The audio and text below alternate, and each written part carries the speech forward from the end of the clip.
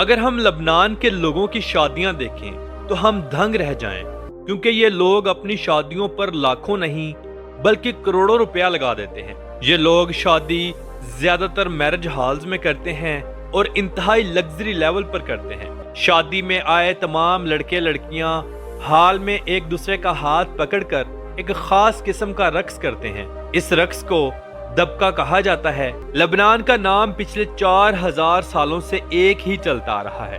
آج لبنان کسی یورپی ملک سے کم نہیں، کیونکہ یہاں پر عورتیں ہوں چاہے مرد، سب لوگ پینٹ شرٹ کا استعمال کرتے ہیں۔ فحاشی انتہائی عام ہے۔ یہ تمام عرب ملکوں کا وہ ملک ہے جہاں سب سے زیادہ عیسائی پائے جاتے ہیں۔ سنی مسلمان اور شیعہ کمیونٹی کی ایک بہت بڑی تعداد ایکویلٹی پر موجود ہے۔ لبنان کا دارالحکومت شہر بیروت ہے۔ یہ وہی شہر ہے جسے 7 بار تباہ کیا گیا اور پھر دوبارہ سے آباد کیا گیا۔